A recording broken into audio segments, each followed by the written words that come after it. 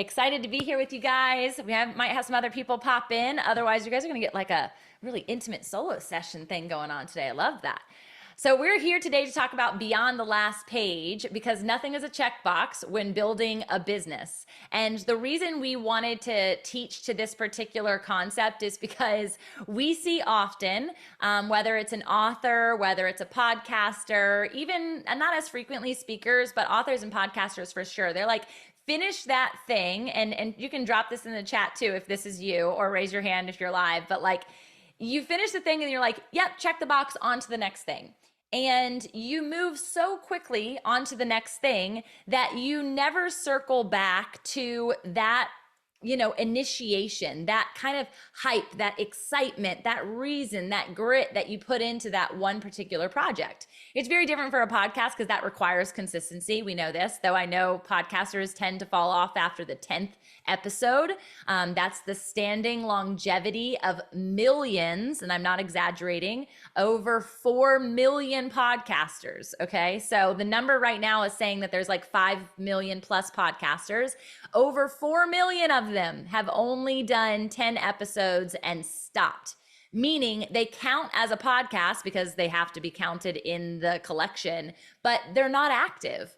And so we want to be active members of the body of Christ, right? We want to be constantly making sure we're surrendered to God's will and we're moving in the direction that He has called us into. And so if you think about the Bible, even, it's like, what's beyond the last page? Beyond the last page is you. It's your story. It's the book of Dr. Phyllis Hayes Reams. It's the book of Dr. Sydney. It's the book of, I just called you Dr. Sydney because I got Dr. Phyllis in the house and I'm like, just receive that. Just take that. You just got an honorary doctorate degree today. And same for Dr. Rachel. Maybe that's in your plan. I don't know.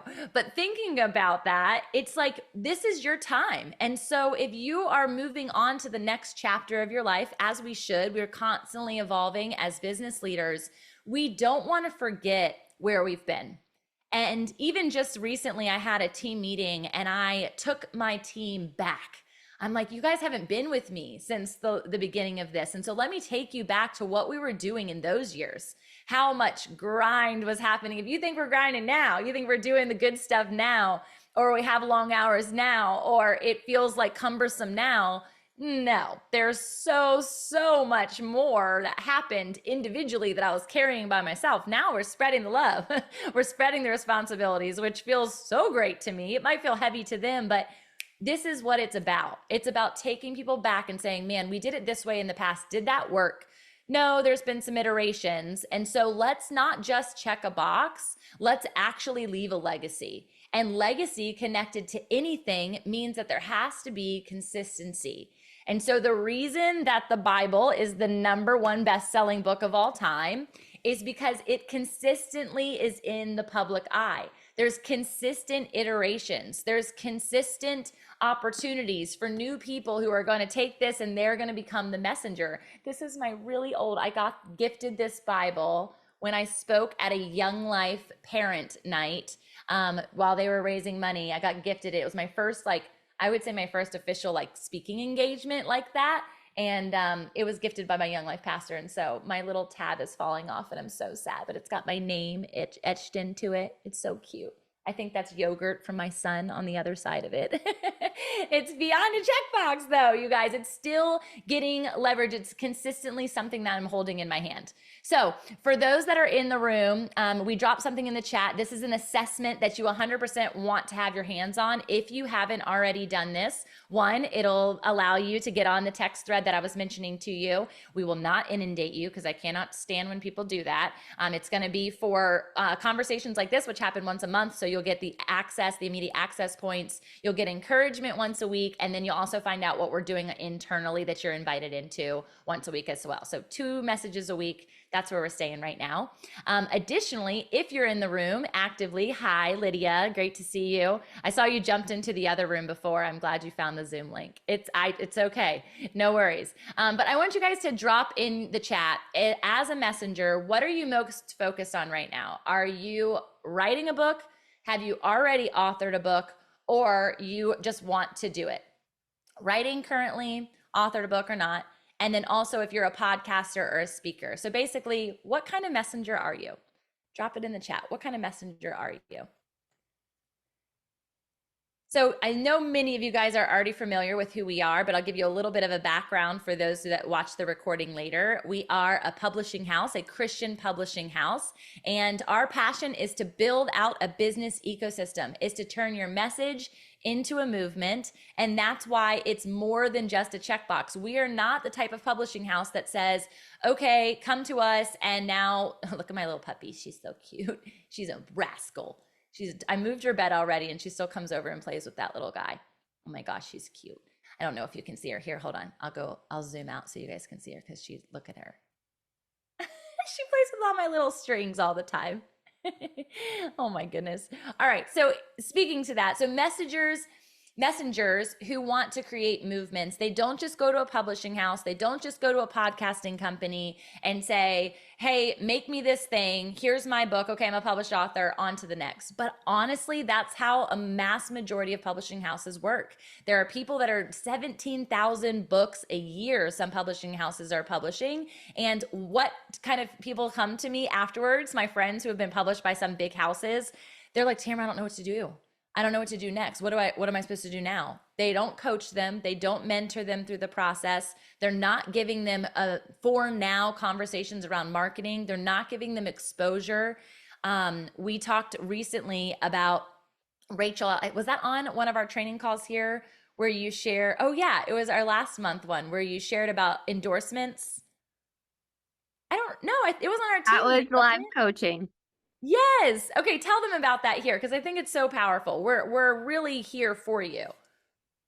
Yeah, so I have a book coming out end of this year, beginning of next year, and something that is unique to Fit Press is that if Tamra or the team knows somebody that would be a good fit for an endorsement for your book, they will connect you with that person. And so somebody that she connected me to has a following of over 200,000 just on Instagram. And so that is leverage for my book to get out to more eyes and in more hands sooner than if I was just doing it, because some traditional publishers, they wait for you to have a big following before they'll take you on. And that's not the case with Fit Press.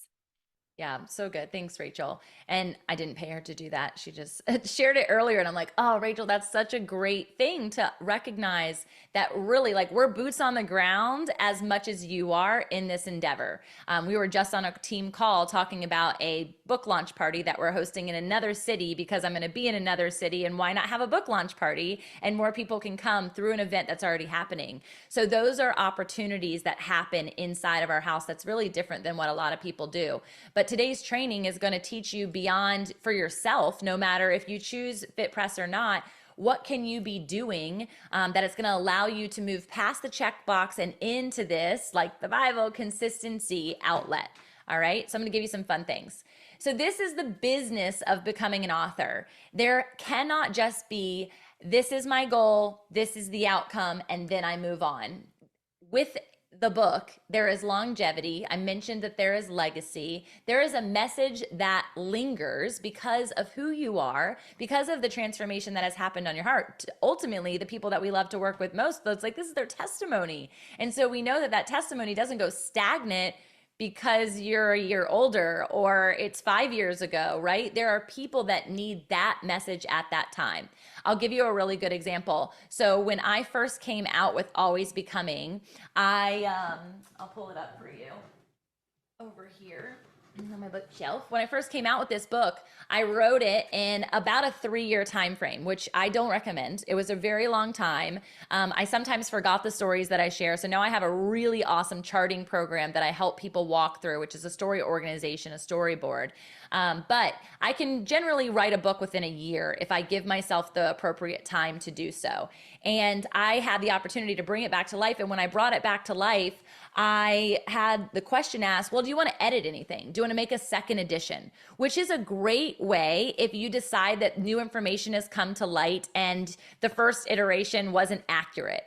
Maybe there is new medical information that you want to put inside of something based on a medical testimony that you have. Maybe it's a scripture that you kind of pulled out of context and you want to like reiterate it in that way. You can make second editions as a great way to re-amplify the message and to bring in fresh community that wasn't around 3 years ago when you posted the book.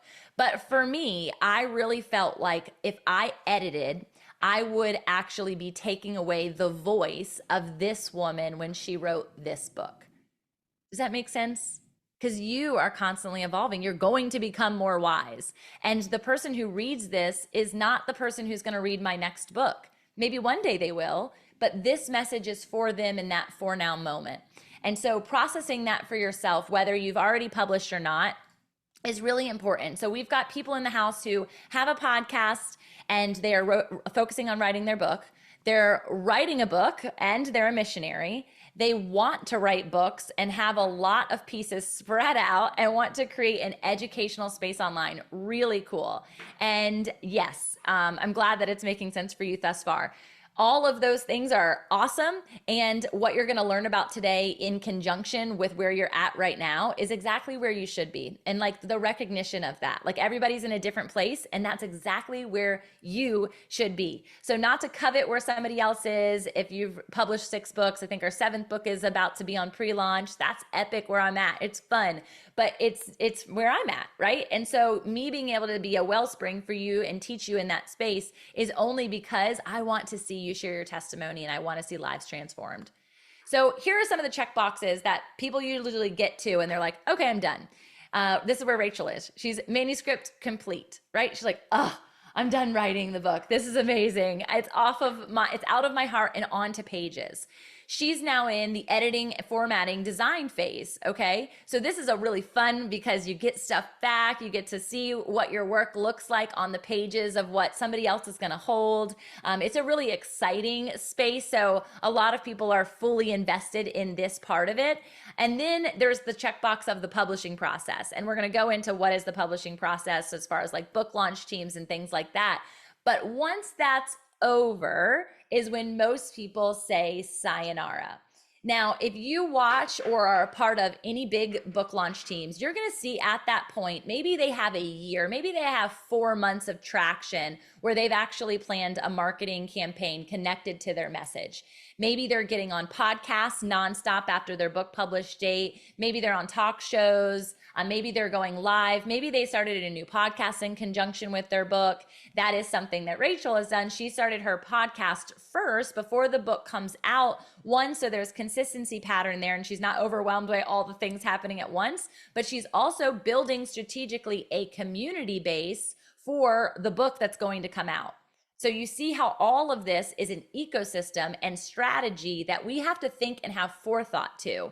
But if you're so honed in on just these check boxes, you're going to get to that published date and you're going to say, well, what do I do now? Like all those authors are that I mentioned to you, who they don't have a campaign planned. And so that's one of the things we're going to talk about today because it's so much more than that, but it's also the other layers. And these are layers that happen immediately upon deciding that you're going to get your message out there.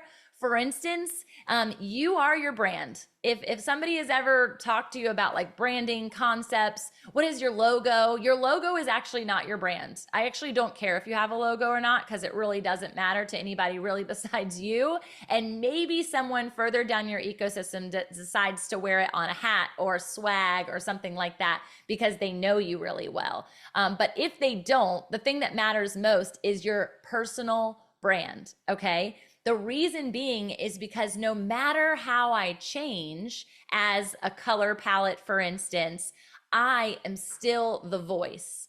Now, if you're developing something like a nonprofit or something that you're going to sell later from a legacy lens, I might have some other opinions on this, but as a majority, a mass majority of the people that we work with, you should be focusing on personal branding.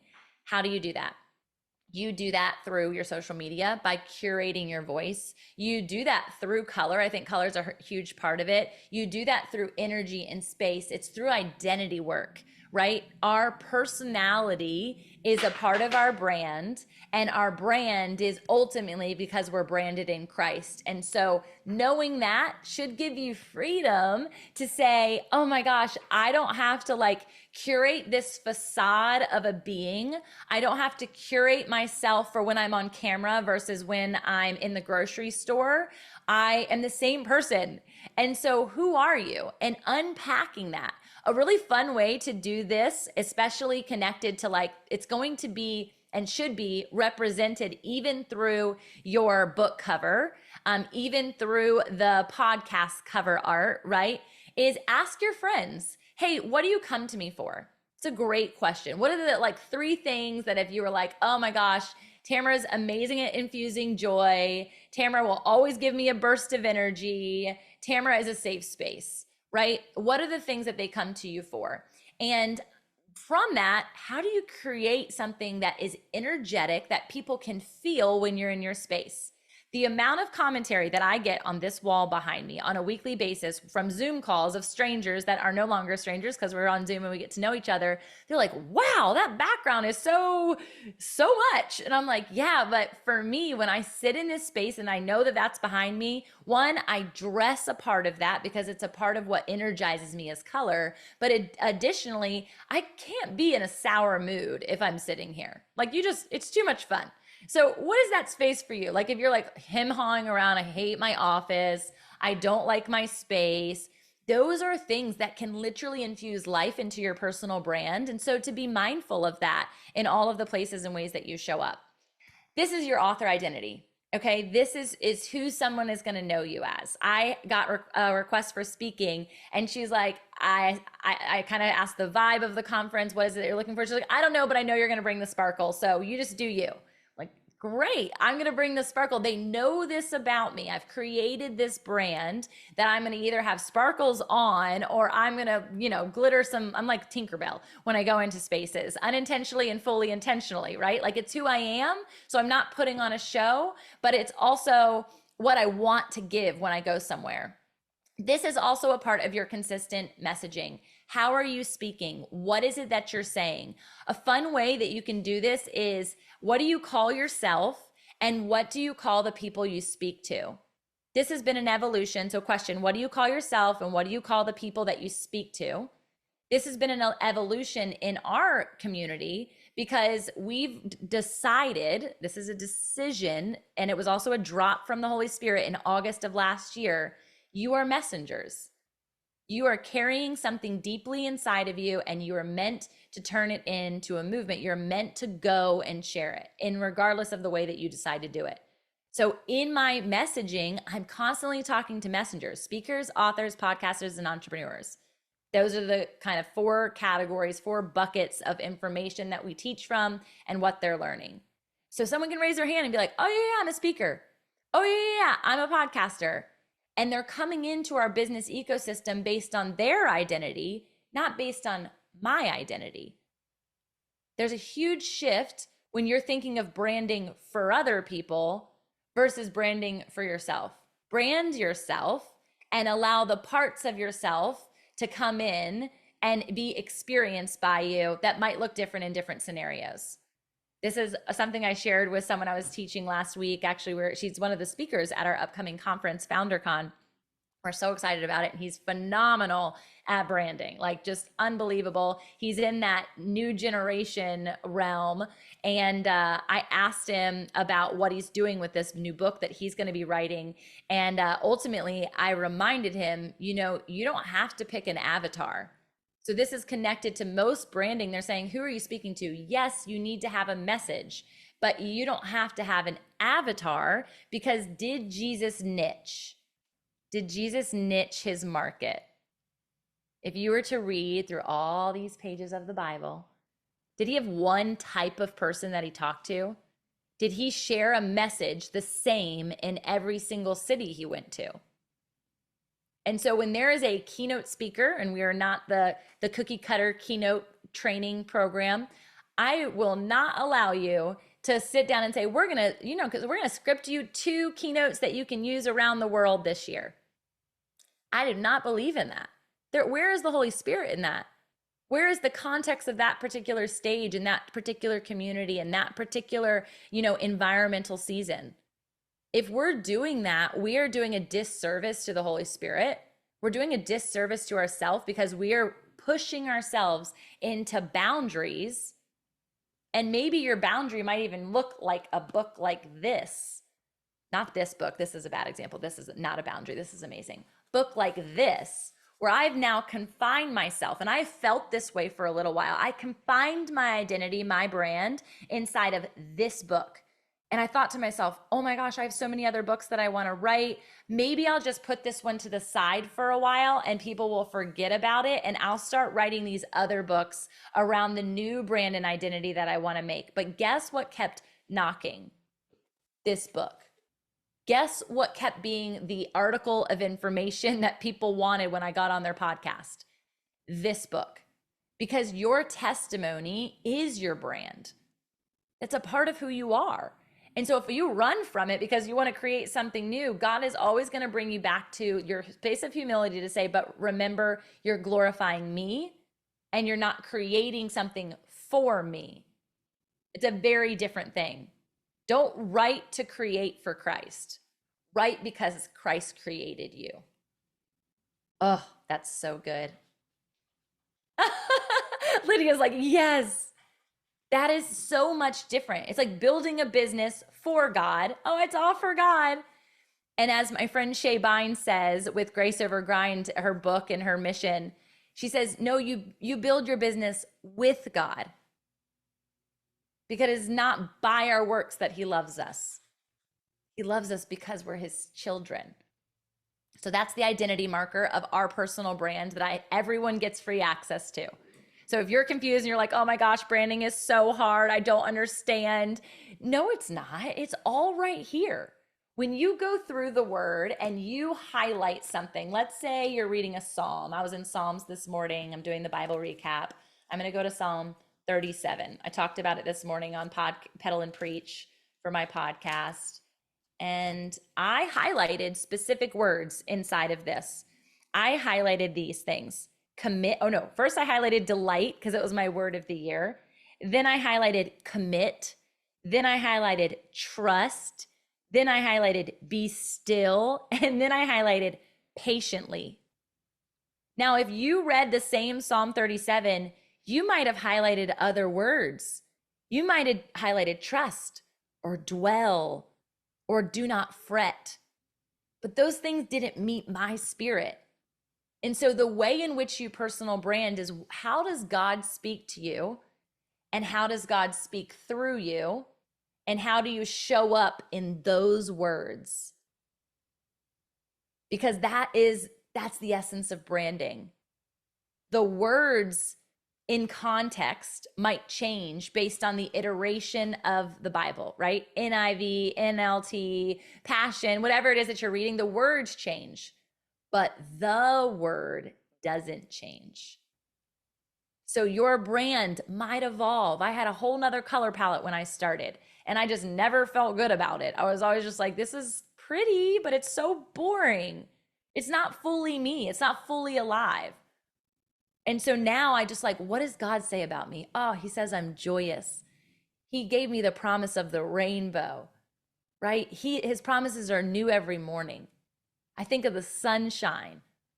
I think of the flowers in the field. That's the place that I frolic.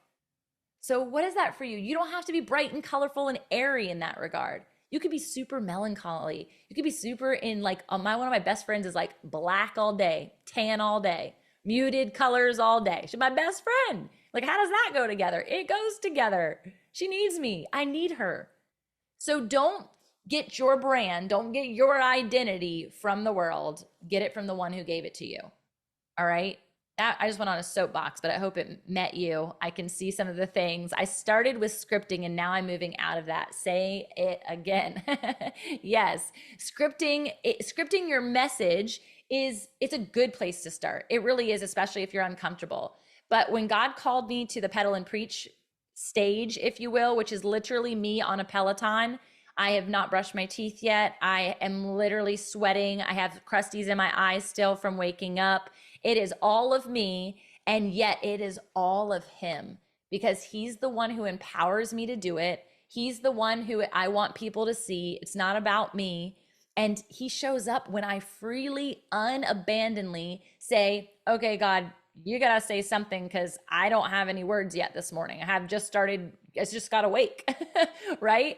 And so start practicing that. The only way to get good at unscripting is to unscript and to actually do it. So if you're a writer, it's the same way.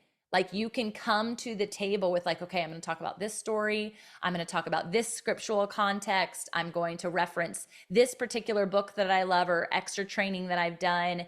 And I want the book or the chapter to start here and I want it to finish here. That is awesome. There's boundaries to the chapter. It's no different than when someone gives me a stage and they're like, hey, Tamra, come speak about whatever you want. Yeah, you might not want me to do that. It might not land so well. Tell me about who you're serving. Tell me about the mission of the experience. Tell me about the stage setup. I want to know, I want to like immerse myself in the experience to know how I'm going to feel so that I can help them feel something. What part of the lineup am I going to be? Am I going to be the first speaker? Am I going to be energizing them? Am I going to be hyping them up? Do you want me in the middle where you want the emotion to kind of dip down and then at the end you're going to boost them back up? Am I going to be the closer? That's going to be like the final, kind of nail in the coffin of the concept of what it is that you wanted them to get out of this. When I know the boundaries, when I know the context of what I'm going to create in that space, one, I feel so much safer and I feel like I'm going to do it well. I'm going to do it well because I'm going to know some answers to some questions that could completely be outliers otherwise. So when people sit in front of the keyboard and they're like, I don't know what to write, I'm like, well, that doesn't make sense to me because you have 10,000s, hundreds of thousands, millions of stories inside of you and you have a mission. So let's have a conversation. Where do you want it to start? Where do you want it to end? Like, what's the outcome? What's the story of that particular chapter that's going to land that concept home? And what references do you want to bring in? I do a whole training about this. It's the 7 framework. Maybe we'll do that another time. Rachel, will you remind me of that? Because I think it would be really helpful. And then I could even show them, even though it's kind of our secret sauce, but it would be helpful for them to be able to see how we do the storyboarding. Oh, I think that would be really helpful because that storyboarding is also a way, and that 7 framework is also the way that we develop podcasts. It's how we develop our unique coaching programs. So I think it would serve them well. All right, on to the next. Beyond the checkbox. Here's a checkbox, but you probably haven't thought about this. This is the effective marketing execution. I told you most people are so focused on their message, they forgot to tell their community that they're writing a book. Legit. They're like, oh, I didn't mention it to anyone because I just wanted it to be done. I wanted to be that person of action. I wanted to make sure that I could complete it before I shared it out. But how much more powerful is it to tell someone you're writing a book and they're like, oh, that's awesome. How much have you written? And you're like, nothing yet. It's in my head still. I haven't actually sat down. And they're like, oh, but does that not give you fire to say the next time you see them to mention, I've gotten 3 chapters done. Thank you so much for that conversation. Last time I saw you and I said I hadn't written anything, it really convicted me. Did that person convict you? No, but the Holy Spirit did. So what comes out of your mouth, you have to keep accountable to the Lord. And so I love creating accountability partners inside of what it is that I'm doing, whether it's building the academy, whether it's developing the conference, whether it's writing my next book, which my accountability partner has been slacking on that. So I need to get with her so she brings me to life a little bit more. But here is the most important thing. I love when somebody said, and I would quote them if I could, the day you have the drop from the Lord that I'm meant to be an author, I'm meant to be a speaker, I'm meant to be a podcaster, is the day you start marketing about it. That day, literally that day. The biggest question, the biggest area of friction that people often bring to us is, I just don't have clarity. I just want more clarity. These are clarity calls. That's literally what these were called, virtual clarity calls, because so many people just don't have clarity. But guess what? Clarity already came. Clarity already came. Can that be another verse that we use for today? Can we pull that out? Clarity already came. Why are you confused? What are you confused about? If it's a system, if it's a technology piece, that's okay. That's not lack of clarity. That's confusion. And we don't want spirit of confusion, but that's just a tech learning experience away. You're just one wisdom moment away. You're just one mentor away. So don't look at it like lack of clarity because you're crystal clear. And if you're chasing clarity, I said this the other day with our team, and one of them was like, what? I never even thought about that. If you're chasing clarity, think of it like a crystal ball. You're chasing enemy territory. Didn't he literally give an apple to Eve and say, do you want clarity? Here it is. That's what the enemy is tainting you with, and that's what the enemy is stopping you from. So let's think about that when it comes to effective marketing execution. Market the day it lands in your spirit. Start talking about it. That's what messaging and personal branding is. Oh, she's the girl that talks about X. Oh, she's the girl that talks about Y. Oh, he's the guy that does X every time he's on stage. That is so fun to me. I want to be known for those things. And you don't have to hang your hat there. You will evolve. But in this season, what are you known for? What's the message? What's the place that you want to talk about? What is the material that you're chewing on when you are in the Word and you're highlighting something? Talk about it. That's what I do on Pedal and Preach. That's literally it. And then it literally allows me to share so many stories that are happening in my life simultaneously to His Word. I didn't even create the word, didn't even create the message. He did. So a book launch team, these are so critical, okay, on so many levels. And a lot of us might think my community's too small. I'm not going to be able to have, thousands of people like Jenny Allen just did on her recent book launch, but you could have 30, you could have 50, you could, depending on your community size, have 500. And do you know what that's going to do for your message? It's going to create virality, the thing that everybody wants. It's going to create influence, the thing that only God can give. It's going to create impact, which you definitely need, and it's going to create momentum. This is the consistency pattern that we're talking about. One, you've got a whole built-in accountability crew, right? If you start building that book launch team, the minute that you decide you're going to write a book, which is what I did, I have an entire Facebook group of hundreds of people that as I would mention, you should be on the team. You should join me in the community as I write the book. I would love your feedback as I write through chapters.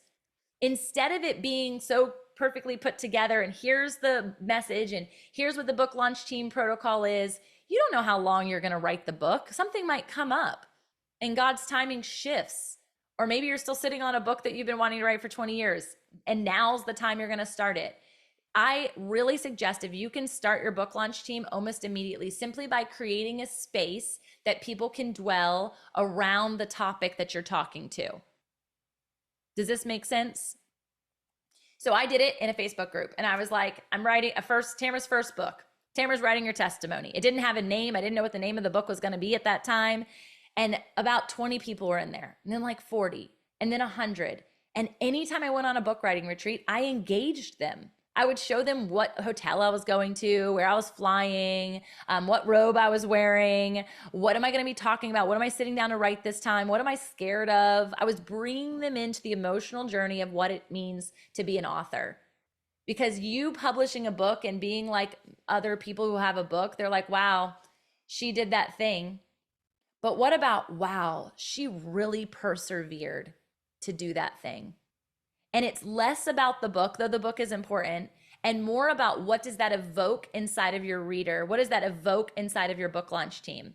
It evokes them to take action, go and make disciples, not go and make readers of Tamra Andress. Go and make disciples of nations. And so I want them to activate. And so that's why our books, that's why our speaking engagements, that's why our podcasts are meant to transform and not just give information, but to transform with His Word. So specific ways that you can do a book launch team that I think are fun. I said right out the gate, start that team, start talking to them, engaging them in other ways. Additionally, if you have not done that and your book is about to be ready and you're like, oh man, now I need to do this thing, you do have some grace period. By the time you do that checkbox of submitting your manuscript, you have some grace period. I love Rachel's season. God called her to submit her manuscript and then called her to a 40-day social media fast. And she's like, don't be mad at me. But I'm like, I'm not mad at you. Let's go. It's a challenge that I know God's going to rise up to the occasion on her behalf because of obedience. So it is not my job as a publisher to be like, nope, that's not protocol. or to just like write her off because she's not going to have what maybe somebody else had in a timeline. That literally doesn't make sense to me. I'm like, ooh, this is going to be good. It's an invitation for me to see how good God's going to be and how he's going to show up through the process. And so she's about to be in this space where she's going to launch this book launch team. How do you get people to come in if there's a bunch of other book launch teams and or they just, they're doing 1,000 other things? What is it about your team or your community that's going to entice them to want more?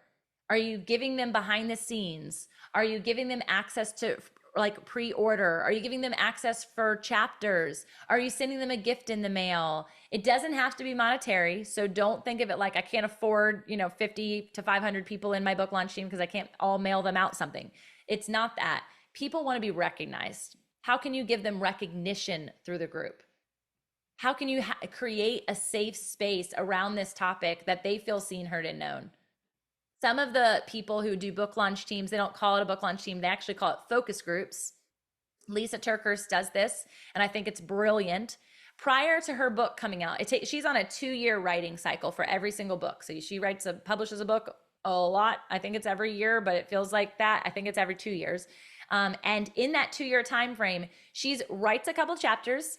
She sends those couple chapters out to beta readers. She brings those beta readers are people who are reading your book and they're getting a feel and they're chewing on it, and then they're going to give you feedback. And she brings those people to a focus room. How fun would this be to be in one of those focus groups? And then she starts talking about it. Okay, we're going through chapter 1. What did you guys think about this story? And they're like, it didn't really land for me. They're giving feedback, legitimately live feedback. And she does this for all of her books now. I think it's brilliant. Is it time consuming? Yes. Is it going to maybe cost her money and she doesn't because she has a really cool venue that she can use for free, but there might be investments along the way for your book launch team, for your book to have an effective outcome. But what is brilliant about that is she has now seeded hundreds of people who are curious about the remainder of the story, who are ready and fast acting on buying the book when it comes out. And she can get into your psyche. If you've ever read her book, you're like, oh my gosh, she's speaking directly to me. No, she's not. Susie, who was front row and telling her, it'd be really cool if you did it this way and you wrote the story from this angle. Whoa, that's so brilliant. Lisa has a whole new air. She can go back and she can edit. Now that might feel really cumbersome to a new author who's just trying to get the words out of their system, or constructive feedback. That can be difficult. But what if it's things as simple as your subtitle, like I did in my group? Here's my subtitle to my book. What lands for you? Here are 5 examples. Do a poll of the subtitle to my book. What lands for you? What cover art do you like the best? 1, 2, or 3, right? What binding, what like side binding do you like the best? 1, 2, or 3? What author photo should I use? 1, 2, or 3? Do you see how they can engage in the process? They can be inspired by the process and they feel like they have a voice in the process. Like that's so fun to give people that space. And so if you are energetic about it and not like, oh, my book launch team, it's going to be so lame. I'm only going to have 3 people. You have 3 people who are willing to literally talk about your book to their community. Even if their community is 3 people each, that's not possible because someone talks to someone 16 times a day is how many interactions you usually have. 16 encounters with someone else. And if on the front of their mouth was the energy you just brought them from a morning call, like, oh my gosh, I just learned about this amazing book that's coming out. You need this. Or I was on this book launch team. What's a book launch team? That's so interesting. I want to be a part of a book launch team. They're spreading the message without selling. They don't even know they're selling, but they are what it is that you're serving. And so really critical, make sure you don't just check that box as like, okay, I did a book launch team and here's the book and here's the ebook that you get the week before the actual book comes out. And then when the book comes out, will you leave a review, because that's what book launch teams do. And that's really what their purpose is to leave reviews and to grow the traction of the book. And hey, will you do this post on social media? You can do all of those things. You can Google all of those things. How do I do an effective book launch team?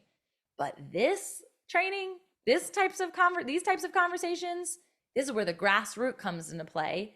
And this is where you show up authentically for a longer period of time than maybe a 3-month cycle, because this is a long game. Your testimony is a long game. His eternity is a long game. So your book is not meant for such a time as this. It's meant for eternity to be written for such a time as this. See the difference? People can get so hooked on those phrases. I'm like, I hear you. I love you. And God has more for you. He has more for your story. He's thinking about his glory through your story. All right, lead magnets, list building, social media, email newsletters, bookstore events, websites. These should be on your marketing plan. And if you are just starting writing your book, you should be thinking about your marketing plan. Because if you know that your book is going to publish in January of 2025, you would need, from a publisher distribution perspective, generally 9 months is the shortest time frame that we could bring something to market. So you have a 9-month cycle. And then after that 9 months, with the publish date is there, you want to have a whole plan for 2025 of how is this book going to be a part of my strategy? Not how is this book my platform for the next year, because that's not how that works. It's how is this book integrated into my business ecosystem? This is a mind blower to some people, and I'm going to switch screens, but we can go back to the other one if you have questions. Book sales are not what make you money. Let me repeat that just in case you forgot. Book sales are not what make you money. What makes you money, what makes traction in the market, because it's not about the money, but it is about your momentum connected to that message. Just like Jesus, he needed people to fuel his mission, did he not? He didn't do it empty-handed. He did it with support. He did it with traction. He did it with other people's obedience and tithing in.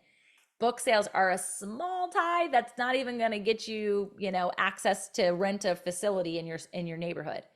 You have to think of the monetization beyond the book sales. And that comes starting your messaging immediately, creating consistency in that pattern, and getting people on board. All right. And some of those ways can be amazing. One thing that we really love to focus on because of the business ecosystem is your speaking, because speaking can be paramount to not only book sales, but also to finances, right? They will pay you to speak. People pay speakers all the time. Or you immediately can have an ROI, meaning a return on investment, because you spoke for free in front of 50 women. Let's say 3 of them. That's a great conversion. You're looking for 10 to 12 to 15. If you're really good, 35% conversion, that's huge. But let's say you have a 5% conversion rate to start. That's amazing to be able to even have one person come in and convert into your new online course or your new retreat or your new workshop. So you are thinking, all right, in my book, I have 12 chapters. I don't even know how many chapters are in this book. I do so many books. I mean, how many chapters are in here? Oh, they're not titled. They're not numbered. I have no idea. Interesting. They're not numbered. I didn't even realize that. My chapters aren't numbered. It's just the title. So let's say there's 20. Let's say there's 20 chapters in my book, and I could make 20 different paid experiences out of that book. I could make 2 10-part experiences out of that book. I could make 1 10-part, and I could turn 2 chapters into each section. I could turn half of the book into a workshop. I could turn it into a book study, and people are paying to be a part of it and to get transformation or one-on-one coaching in addition to the book study with the community. I have done mini retreats with this as my testimonial platform for those retreats. You want to come for freedom? You want to come to experience ultimate love? This is a place for you to come to get well, right? And then, of course, adaptations and adaptations to YouTube channels, podcast. So that's what I'm really chewing on when we're sitting with an author. It's less about like, well, what's the meat of the book? Yes, that's important. And when are you going to get it complete? Yes, that's important. But it's more about what are you going to do with it once it's done? Now, not everyone, and I want to just be honest with where some people are, not everyone needs to do that. Some people have a corporate career and they just really feel passionate about this particular topic and they want to layer it on top of their corporate career. Amazing. But I can promise you there's speaking engagements coming their way. I can promise you there's going to be people that want to call and do what they do to me, like, hey, can I just pick your brain for a couple minutes about XYZ? Right? It's like, first off, my brain is not meant for picking. Thank you. And secondly, yeah, let's have a conversation about that. That sounds awesome. Or actually, you know what? I have a training come up about that and I would love for you to join, right? However that looks, those people are creating a bigger platform and more influence and deeper impact than they were previously. Whether or not they need the finances attached to it or not, I bet you God will show off. I bet you God will open another stream for them because of their obedience to that message, if it's a God calling, a God prompted message. Now, let's say you're not writing a testimonial book. You know, a lot of people could write a business book. A lot of people want to do something about mental health. I think personally that this is the best business book ever written. I think that it's the best law book ever written, political book, educational book ever written. And so if anyone is looking to or through the lens that like, oh, well, my book is, nonfiction, or my book is fictional and it's based on these mythical characters and my testimony is not in it. No way, no how is that true. I think every screenplay writer, I think every writer, I think every speaker is doing it through their experience and their perception, their perspective, because that's how we live life. And so I would beg to differ that our testimonies aren't in everything we make in some way, shape, or form. Every action, every breath is based on our testimony. So with that being said, yes, and again, you guys will hear me say that all the time. I'm like, yes, and. Does that make sense? All right.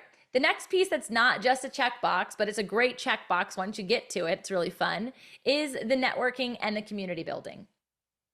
Now, there's strategies for engaging with your readers. I mentioned some of them, whether they're on your book launch team or not, but it's just like engaging the community. But what about after? They're not on your book launch team because the book is out. They're readers. I have readers that still buy my book and leave a review or put a picture of themselves holding the book, and I should be engaging with them, right? Well, we have some really cool ways that we engage with our authors in real time that a lot of people don't even talk about or mention. And it's the strategy of embedding actionable options for your community to jump into now. So I might be a reader, but if you read one of our Fit Press books, you're going to have an opportunity to not just be a reader, but be a learner, to be a conversationalist, to be a listener because of our podcast, to be an experience creator on one of our retreats, because we're putting that inside of our books, all of it. And that might be perplexing on how do you do that or what does that look like? Well, that's a part of working with us. We layer those conversations in, and that's why the business ecosystem and these checkboxes is not a one and done. It's what happens next. How do they get engaged with you as the author? You have to be thinking about these things before your book goes to print. And now they have their book in their hand and they're like, oh, that was nice. She was great. One simple way that they've been doing this forever, they still do it now, like biblically, is there's the author bio, right? Like, who wrote this book? Where does she dwell? Oh, her and her family live in Virginia Beach, Virginia. Oh, cool, with 2 children and a husband. Nice. Well, there's like a lot more layers to that, but if I don't give them the invitation to that in, let's say, a context of a QR code or a website, then is that really going to send them anywhere? So this is outdated because it changed, but it's still the same QR code. So I'm giving them an invitation to come and be an audible exchanger with me rather than just a reader. Quick example. Make sense? Hopefully I'm jogging some ideation for you guys on, oh man, I never even thought about that. I could be adding this part into my book. All right, fostering a loyal fan base. I feel like we've gone through that well. The Fit Press author mentorship cohort. These are the types of things that we're having conversation about on a regular basis inside of our cohort community. So we have just initiated a mentorship experience where it's not just the one-to-one author-publisher experience, but all of our authors can come to the table and have conversations like this. Hey, I was thinking of doing this. It's the troubleshooting. It's the focus group. It's the beta readers. It's exactly what I was mentioning for Lisa Turkers. It's us having that ability to do that while also equipping on the inside, training you guys up. We do training inside of there as well that is not available to the mass community and is nowhere available except for inside of that. We just did coaching on lead magnets and literally did and built lead magnets with people. So understanding that there's a layer deeper. I mentioned lead magnets in the marketing piece back there previously. What are you presenting out to the public before the book is available or after the book is available? It's a part of engaging with your readers that gives them a taste to what the full message is. For somebody to actually commit to reading your book, that's a huge commitment. It's a commitment of time, commitment of energy, commitment of their brain power, their space, right? So a lot of people aren't going to read your book, I'll be honest. They might buy your book because they like you and they want to support you and they're going to give you money, but they're not going to actually sit and read your book. So if you can give them a taste of what that could look like, then you're going to get the curiosity sparked that then will lead them at least to the first couple chapters. But what could you do to engage them enough to get them to read to the next chapter or the next chapter or the next chapter? Maybe you're dripping in information through those chapters to be like, don't worry, I'm saving that story for later. Wait till you get to the end, right? Like you could add that in with intention to make sure that they're going to get the good stuff. And you also know the readers who go right to the final chapter and they're like, oh, I see what this book is about. Okay, they just read just one chapter, but it's the last chapter, not the first chapter. Don't leave everything in the last chapter. There should be a TBD, like a to be determined, or a TBC, to be continued experience, because you are going to evolve. So inside of our cohort community, we have those types of conversations to get people thinking more deeply, especially when they're in the middle of their author process. So we kind of become that space for people that are building a book launch team but want active information from other authors who are oftentimes their avatar. So other things to consider is your intellectual property and your long-term career growth. So whether or not you're an entrepreneur or not, there is, as I mentioned with the other corporate person who is writing a book, there is career growth for them. There are other opportunities and new avenues and lanes that will open. And then for the intellectual property piece, this is knowing that you have the rights to your book when you work with FitPress.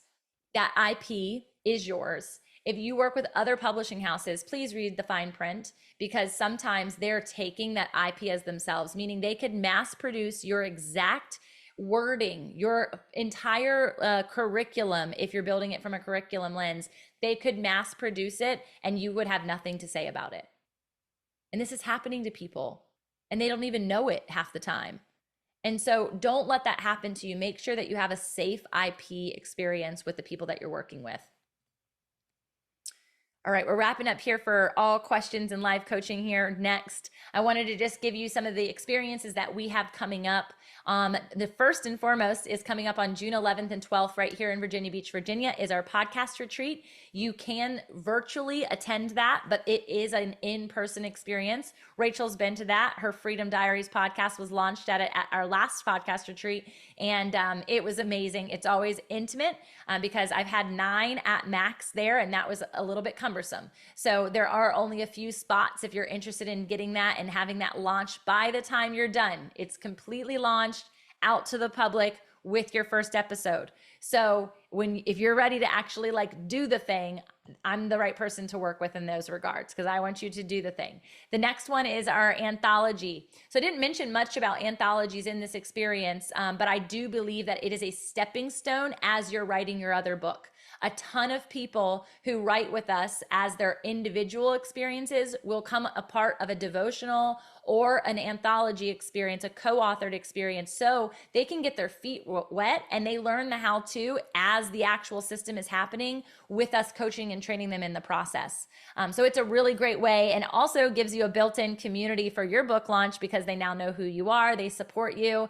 They could do bundle experiences with your cohort experience and your new individual one. You have to think strategy. So many people are like, well, if I spend my money on this, then I'm not going to have the money saved up to do this. Well, do you think that ROI is going to come in so that you can do that more effectively? Yes, that's how that works. And if you're looking at it from a financial lens only, then there is going to be ROI in other areas that open up, again, open access because of you being an author, to stages, podcasts, places that you want to show up, because they've seen you do something that 99% of humans will never do, which is write and fully publish a book. So do it well, do it with integrity, The next one is October 2nd through the 4th, which is our Impact Speaker Retreat. And that one is so fun. We actually get a house together for that one. The podcast retreat, you're kind of in your own quarters and we come together daily. But I love this one specifically because there's such intimate breakthroughs that happen. I think on all of our retreats, there's breakthroughs that happen. But the speaker retreat gets you a full speaker reel at the end. You have 3 different types of camera angles and experiences of speaking that actually happen in front of a live audience. And you do get to build out your speaker business, not just your keynote. We actually don't even really focus on that at all. You get a little bit of time to do something short, but that's mainly just for footage and video footage. All right. So lots of opportunities always coming your way from Fit Press. Our next one will be launching later in the year. We have 2 more cohort opportunities coming, but the Anthology 3 has such amazing traction after being featured in Entrepreneur and Forbes and Inc. and Rolling Stones and CEO Weekly. There is a PR marketing, which we'll have to talk a bit about PR later. There's a marketing strategy that's been really great for us. So I know you guys are in all different areas of your authorship experience, your writing, your podcasting experience. And I'd love, love, love to answer any questions that you have that came up or just even moments of clarity that you had. I'm going to pause to take a drink of water. Thoughts? Any needs? Any hold up points that weren't necessarily spoken about today that you might feel the need to unpack?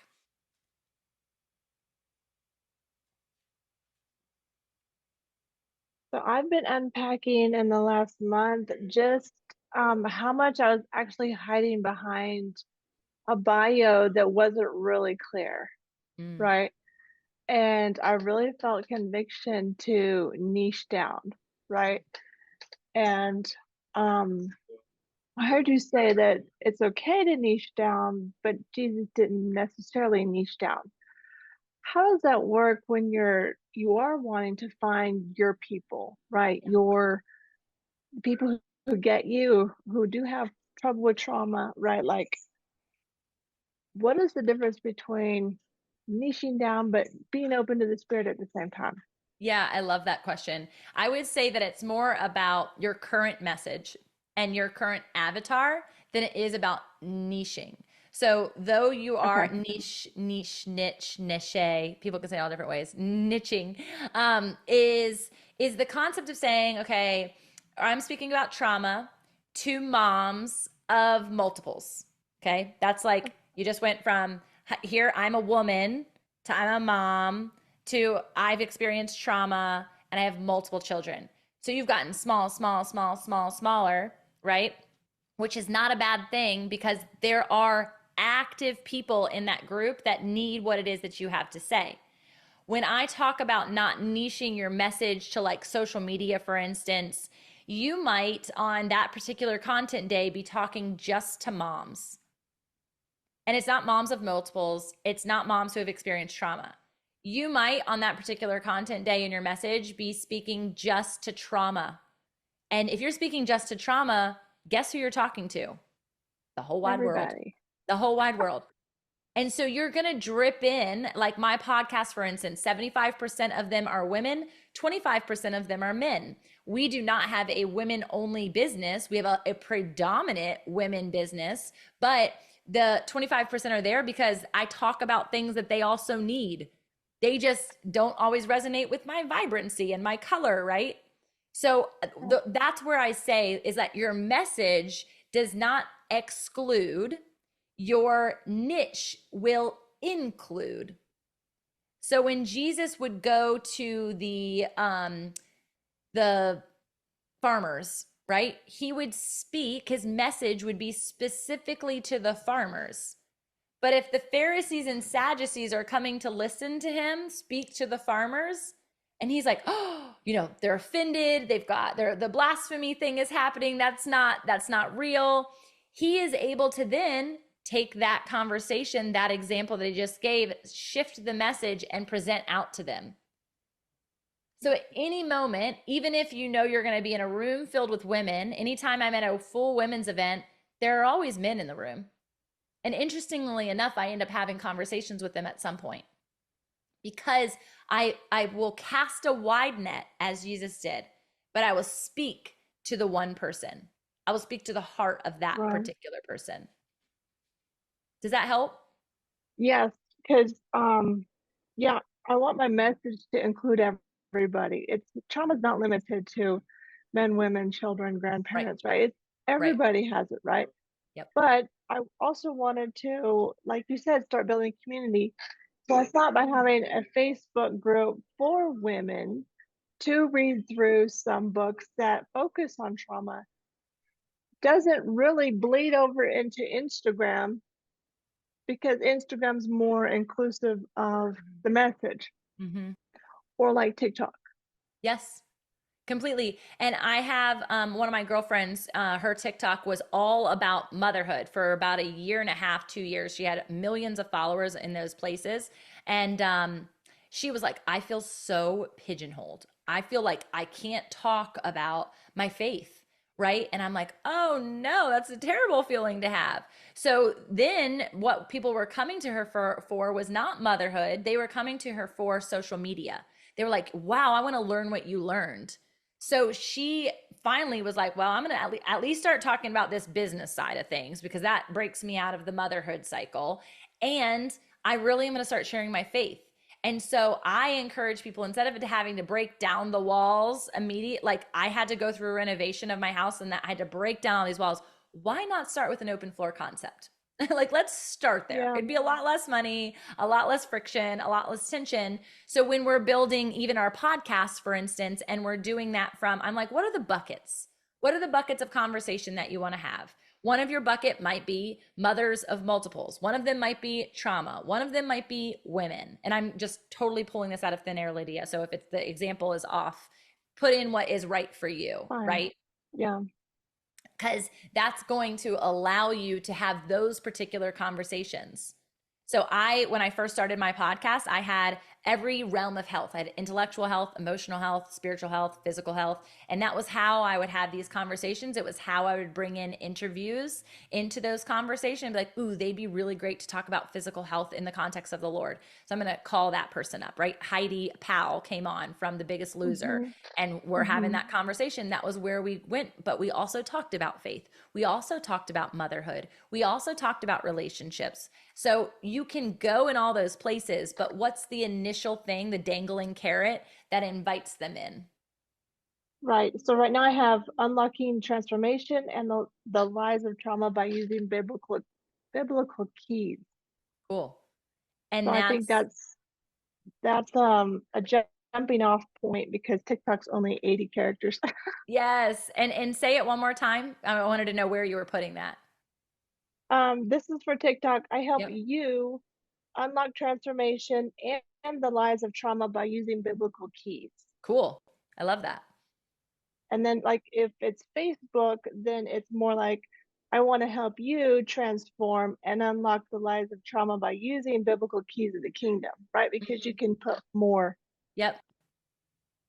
But that's kind of the jumping off point. I had something really obscure prior, and I was afraid and hiding behind my, you know, Well, it's a great my revelation calling, to right? have, right? It's a great revelation to have, and it gives you momentum to have more clarity, right? Clarity is just here. It's literally right here, and clarity for other people. Because now, first off, you're saying biblical keys, so they already know, okay, this is faith oriented, that she's using the Bible, which is something you wanted since the first time we've ever been in contact about it. And Hmm. also that there's a trauma conversation happening, which everybody has, Hmm. and you didn't segment women, though that might be your predominant conversation.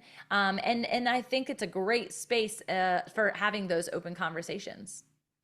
So then I did a Facebook group because you have to kind of catch all of these Yep. different social media to have all your stuff matched. Yep. So then the group is a safe place for women, inspiring a steadfast life in Christ that will transform you and unlock trauma by using biblical keys of kingdom, right? Like, so it's like kind of like this is where you Extra women can layers. go, Yep. extra layers. And I really took a page out of your notebook when you said, don't worry if 735 of your people on your friends list are not your people, right? Yes. You've got to find them other places. And Yes. because I 100%. was like, hey, join my group. Crickets, right? I was like, okay, they're not my people, right? I need to That's find right. them somewhere else. I Yes. need to, this will come, it'll come. Don't panic, And don't panic. even from a reader perspective, even from a listenership perspective, you people who are closest to you look to you through a skewed perspective, especially if they know you from different seasons. Or Mm-hmm. like, who does Mm-hmm. she think that she is to do that thing? Right? They're Right. looking at it from like a friction oriented space versus someone's like, oh my gosh, she's talking. I needed this. This is exactly what I Yeah. needed. You want that energy. You Yeah. want that.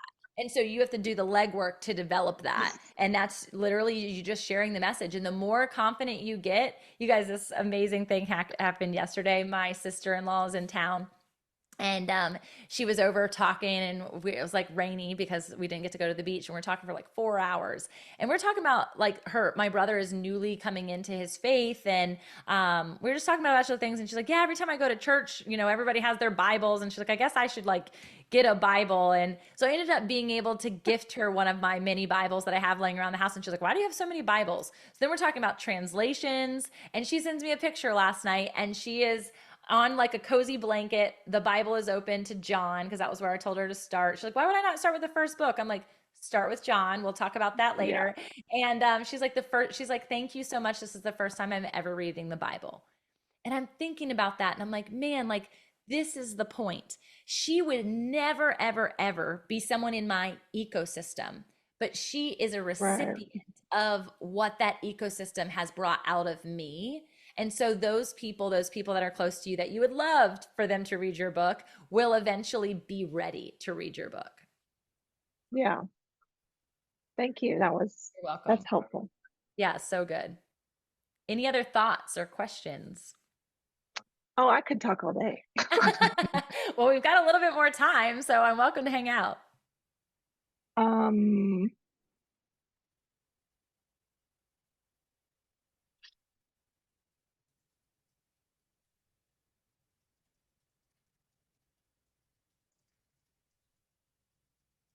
I think I'm just at a place of I'm just um, I am writing a book. I have more books in me, I already know. And like you said, do you remember what you said earlier when you said don't write because you have creative words, write because Christ inspires you to be creative? Do you remember what you said? It was so good. That's why I was like, oh my gosh, who wrote that down? Don't write because God created you. I do not remember. I have to go back because Oh, we have to go watch it. It was it so was good. And I so was like, good. I agree. I'm like, that's what I ooh. need because part of the problem for creatives is we do have this fountain and it just flows Yeah. too much, right? And you think, oh, I'm just so creative. And then it's crickets. But you got to go back to where Christ working in you brings the creativity. And Yes. Yeah. I was just so good. It was so good. That's why I said it. I was like, Holy Spirit, thank you. And I can't even remember it. That's half of what I do all the time. I'm like, man, that was good. Did anybody catch that? Oh, but it's fun to allow yourself to flow like that. I will go back and get it though, because I think it was noteworthy. Yeah.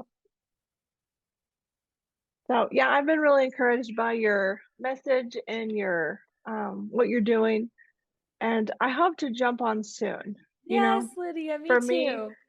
for me, um, just getting started, obviously the financial commitment is, Yep. one of the big things. But Yep. I'm not discouraged. I think you have to start somewhere and work towards a goal. And so Yes. if I could have a book done by Bit Press, that would be That incredible. would be awesome. I love that. I love that. That's a goal. That's an encouragement for us as well. And this is why we do these things is so that I can still pour out and pour into the community who's not either there yet, which is where you are, or there's a hopefulness towards that. And each time, just another key, another unlock, another thing to build forward and to connect with other people too, I think is beautiful. It was fun to Yeah, I have. can't wait for the storyboarding module. Yes, I know. I'm like, oh, I should probably do that. That's like my secret sauce, though. Like that's been curated for so long. We'll do some of it though. I know. Lydia's like, you said it. Now I got to stay accountable. I love it. So good. Well, Lydia, let me pray for you. Rachel's in the room with our from on behalf of our team, but also all the examples that I gave because she is one of our authors. I'm excited to get her into the next phase with book launch and design and all that. God, we are so grateful for you. We thank you, Lord, for your goodness and your mercy that follows us all the days of our lives. We thank you that you inspire us every single day with your word, that is the inspiration from you. God, it's so alive. It's on fire. It changes us when we are in it. And so, God, I thank you that even in the seasons where we might have writer's block or we feel weary over writing or designing or anything, God, that we can come back to you and you will freshly give us that new lens, that perspective that is only from you, that creative flair. God, we thank you for the sparkle. We thank you for the joy. We thank you for your unyielding love. You're so good. You're so kind. Thank you for this space and for the heart of all of these authors and podcasters and speakers who are ready to be messengers for you, God. They're willing to be messengers. And as a messenger, we know that it's martyrdom. Like we're here and we are willing to sacrifice our whole life just as you did for us, Lord. We thank you that it is by you and through you that we wake up, that we breathe life, and that we're able to even create words. You are the creator of all things, and we give you all the power, the glory, and the praise today. In your mighty name, amen. All right, so good to see you. We'll see you again soon. Adios.